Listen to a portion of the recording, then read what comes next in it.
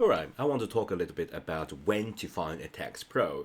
And if you already a tax pro, congratulations. But I also want to take this as a very good opportunity to share that how to schedule your work because during the tax seasons, CPAs and EAs and tax preparer are drowning in work. Okay, and how to prepare it is very very important. Okay, and one of the common mistakes that a lot of people make is that they start looking for tax pros in April. Okay, which is just too late, just way too late. Because normally for most of people, April 15th is the deadline. Okay, if you start looking for tax professional in April, that's right the time when every CPAs and EAs and tax lawyers and tax preparer are drowning in hundreds of very complicated and cumbersome work, and you know what? That's just too late. They sometimes can't accept your work because they're already fully booked and they were overworked during that time. Okay, and of course they are human. So human, if they're like, if you pressure them, right? If you say, hey, I got like, I pay you more during the tax season because you need to help me for this one. You know what?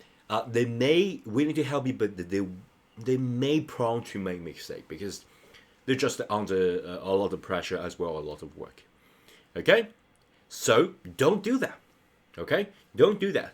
Don't, unless this is some like unforeseeable circumstances that you have to do this. Okay, but don't start looking for tax professional in April. Okay, so here is the what I call the golden rule. Okay, start early. Don't wait until the last minute. Okay, do everything. This is like doing everything in life. Start early.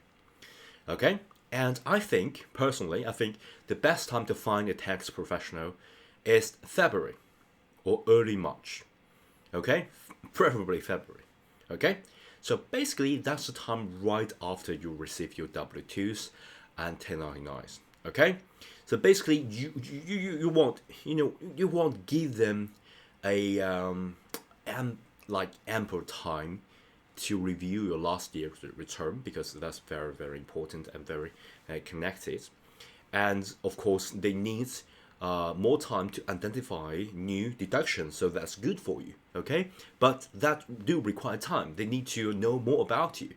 Okay, and of course they can plan extension. Okay, if there is some unhandled issues, I think that maybe we need some extension in order to do that.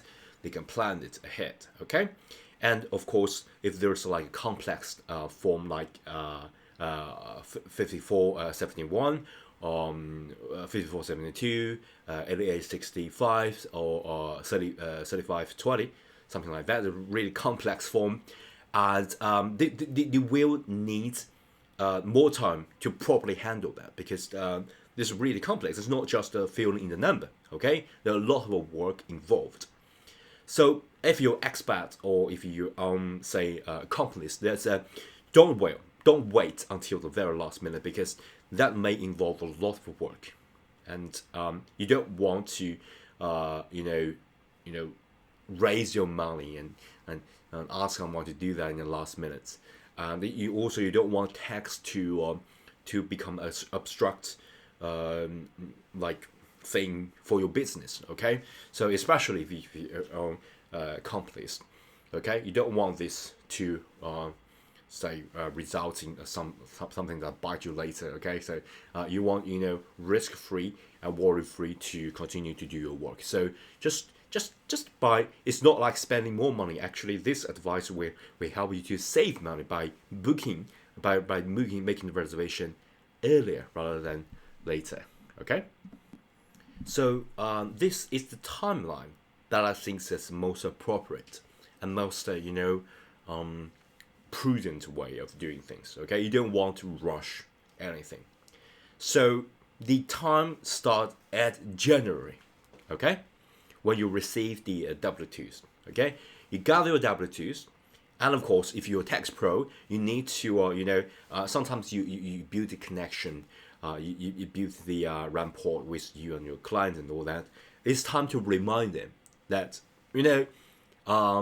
it's just about to, enter into the tax seasons. We're just about to, get really busy now. So it's good to start early, right? And it's time to gather your W-2s and 1099s and all those receipts, okay? From January. That's the time when you start. Okay? And then the best time to talk and hire a tax pro is February to March. Okay? You hire a tax pro, you send the documentations to them, and you talk with them, and you got some complicated issues discussed with them, and then, they can better plan. And that's the deadline here, April 15th. So, you file before that, or you extend.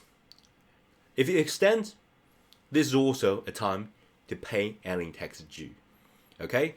It's not that you extend your payment, it's that you just extend all the paperwork. Okay? So, you still need to pay. If you don't know the exact number, you need to estimate and pay. Okay? As I mentioned earlier. And of course, the timeline also goes in June 15th. That's automatically 2 months extension for the expats. So, as I said, it's just an extension of the document, not an extension of tax. Okay? So you still need to pay the tax before the April 15th. Okay? So, of course, if you already file the form 48 and 68, that will be extension of the final extension. Deadline is October 15th, but this is the final extension deadline if you file that form. Okay, it's not the right. I missed the April 15th. Doesn't really matter. I still got the final deadline. If you did not file, you're already late. Okay, so hopefully, if you're a tax pro, this will give you a basic timeline of how to plan and schedule things ahead. If you want to hire someone, you know what? You should start at January, and hire early, preferably February, and of course the early March would also be fine. Don't start finding in April because you may not get your thing properly done.